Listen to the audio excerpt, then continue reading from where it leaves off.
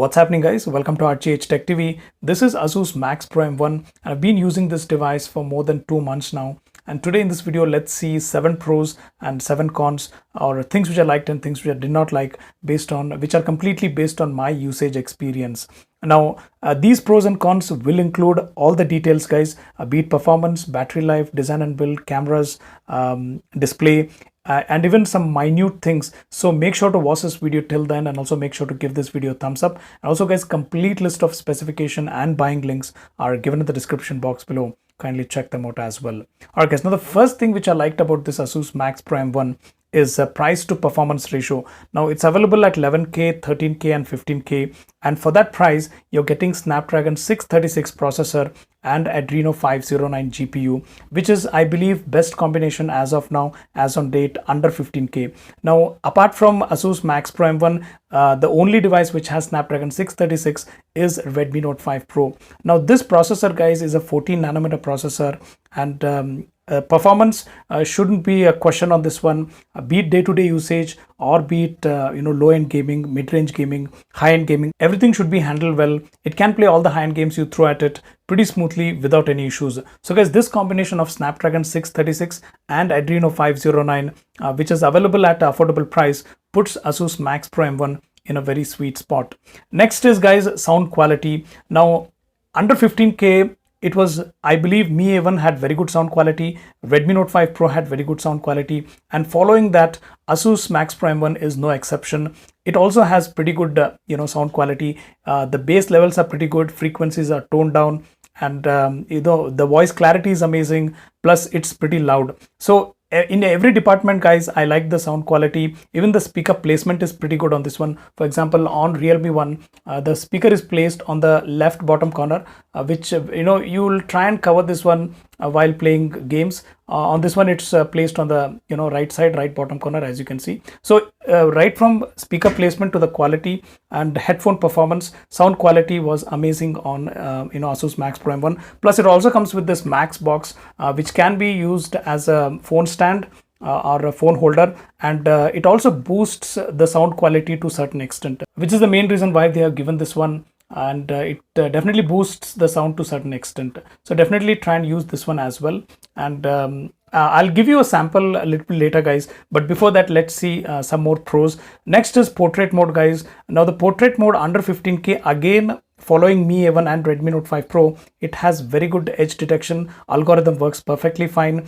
You have that nice DSLR kind of bokeh effect provided, and definitely portrait mode, be it rear facing camera or front facing camera, is definitely better than Honor 9 Lite, Honor 7X, Realme 1 and other competition. So definitely, if portrait mode is important for you, and if you have limited budget, then Asus Max Pro M1 definitely is not a bad option. Now the next thing which I liked on Asus Max Pro M1 is dual 4G VoLTE feature. So this, I've explained this feature in the top 15 best features video. Kindly check that out. So by using this feature, both the SIM cards can have 4G enabled. That is, 2 Jio SIM cards can definitely work on this Asus Max Pro M1 without any issues. So definitely it's a very convenient feature according to me. And next, guys, it's design and build. So as you can see, it has metal back panel, but the bottom and top edges are plastic. Even the sides are made up of plastic, but in-hand feel is pretty good. It feels very solid in hand, and even if you see, there is no camera bump at all. It is nicely flushed onto the body, so you don't need to worry on camera lens getting scratched. And even if you notice, there is good attention to detail. Power button has very good texture. The volume button feels very tactile. So overall, guys, design and build at this price point is pretty good. Now the next thing which I liked about Asus Max Pro M1 is the fact that it comes with a dedicated SD card slot, which definitely is a convenient feature in Indian market. So we like to use 2 SIM cards and a micro SD card. This definitely helps that. Not a lot many phones include this feature. For example, Redmi Note 5 Pro has a hybrid SIM tray, and I definitely take time to appreciate Asus for including a dedicated SD card slot. And next, guys, it has all the necessary sensors. Let me quickly show you. It has all the necessary sensors like magnetometer, accelerometer, gyroscope. So with magnetometer, you can use applications like compass without any issues. And if you have gyroscope, then you can play 360 videos without any issues. So as you can see, it has all the necessary sensors. which is again a pretty good thing. And it also has a multicolor notification LED light, guys, so that also is pretty handy feature, I believe. And regarding call quality, I had no issues. Call quality was pretty good. I've tested with Airtel and Jio network, and I had no issues in terms of call quality. Now guys, before we look into cons, let's quickly listen to sound quality. I've compared Asus Max Prime 1 with Realme 1 so that you can get an idea of how good or how bad the sound quality is.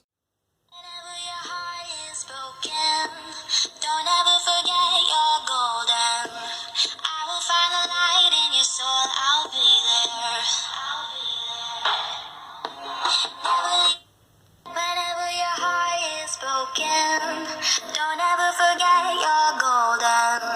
I will find a light in your soul. I'll be there. I'll be there.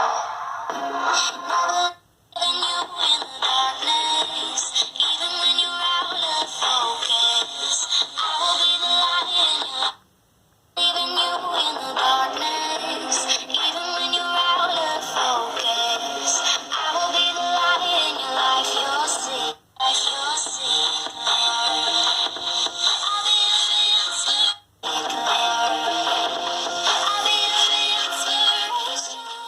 Alright guys, now quickly looking at the cons. Now the first thing which I believe should be improved is the fingerprint sensor performance. Now even though it runs on near stock UI experience, the fingerprint performance is slightly slower. I'll quickly show you that. As you can see, it has that delay of a second or so, which shouldn't be the case, by the way. So as you can see, it's not the fastest I've seen.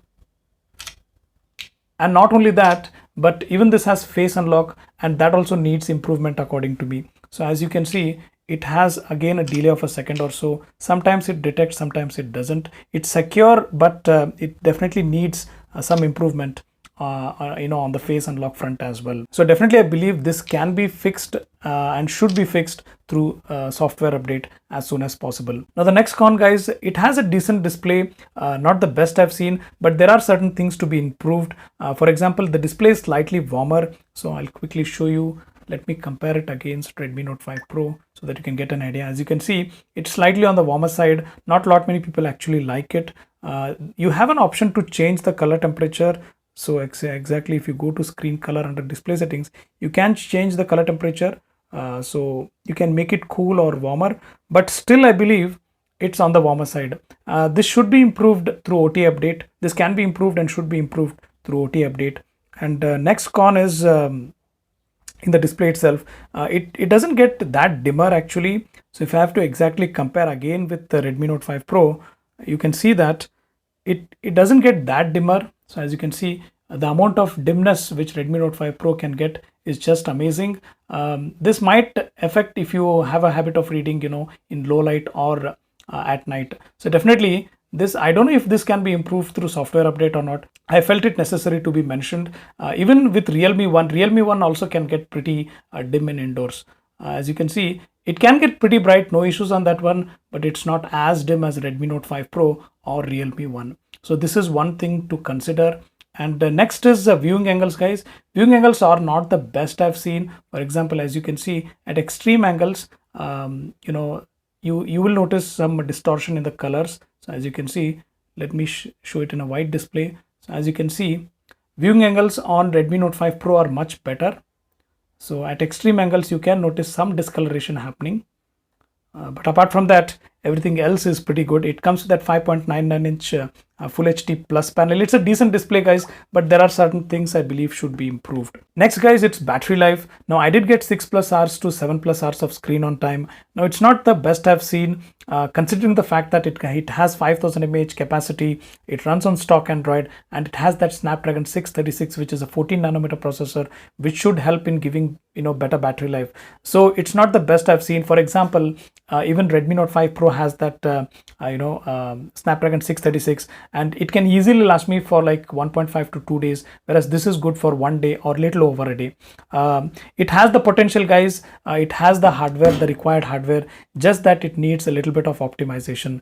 Even it had a lot of ideal drain at the beginning, but recently through an update they have improved on that. But I still believe there is some improvement required on the ideal drain department as well. So definitely it has the potential, just that it needs optimization. So if Asus can get that right, then this will have a good battery life. Now the next thing which I'm going to mention is regarding cameras. Now here comes the difference, guys. Asus recently has launched their 6GB variant, which has improved cameras. I haven't tested it personally, but what I've got to know from other videos, that it has slightly improved performance. So I haven't tested it, I will not speak on that. But if I have to exactly speak on this 3 or 4 gig variant, the cameras are not that great. For example, the front facing camera is definitely not that great. The colors are not accurate, exposure handling is not good, and even detailing or sharpness is not that good. There is no issues with the portrait mode. I like the portrait mode on the camera, but the fact that front facing camera is not that good when you compare it with Honor 9 Lite or Honor 7X or Realme 1 or Redmi Note 5 Pro, this 3 gig or 4 gig variant camera is definitely not that good. Now regarding 6 gig variant, I'll try and update some links in the description box below, guys, which should give you a rough idea of how good or how bad the camera on 6GB variant is. Now coming to rear facing camera as well, this has the 13 plus 5 megapixel camera combination. Again, you can notice that exposure and colors were not that accurate. If I have to compare with Realme 1, you can see that colors were not that accurate, and exposure handling was also not that good. It does perform well in terms of HDR pictures, but in normal pictures, colors were not that good. It definitely needs, so this 3 or 4 gig variant definitely needs improvement on the rear camera and on the front camera. Next con, guys, is again in the camera application. I'm not sure of the 6 gig variant, but in 3 or 4 gig variant, you will notice slight amount of shutter lag. So if you have moving objects or if you don't have stable hands, then you'll get blurred images. So this also should be improved according to me. Now guys, to conclude, I have two conclusions over here, one for 3 or 4 gig variant and one for 6 gig variant. Now guys, if budget is limited and if you need a good performing device at around 11 or 13K with good sound quality, good portrait mode, you have that dedicated SD card slot, it has all the necessary sensors, and it has decent battery life, not the best, definitely if improved it would be great, and it has all the necessary things plus that stock Android experience, then this is not a bad choice at 11 or 13K. Now at around 11K, you will get the 4 gig variant of Realme 1 as well. So I've made a dedicated comparison. So for all the details, you can have a look at that video. And so in general, if I have to say, guys, at 11 or 13K, definitely it's a very good device. If you can compromise little on front facing camera and slightly on the rear facing camera, apart from that, it's a very good device at 11 or 13K. Now guys, the 6 gig variant is available at 15K. Now I haven't tested it personally, so I cannot comment on how improved the cameras are or how good or bad the RAM management is. But guys, one thing which I can suggest is you can wait for Mi A2, which is going to launch in a week's time, and then compare Mi A2 with Asus Max Pro M1, that 6 gig variant, with Redmi Note 5 Pro. So you can compare these three devices, Mi A2, Asus Max Pro M1 and Redmi Note 5 Pro, and then make a good decision. So that's it, guys. If you feel this video was informative, give this video a thumbs up, share it with your friends and family, follow us on Twitter at RGH Tech TV, subscribe to us on YouTube. Most importantly, thanks for watching. I'll see you real soon.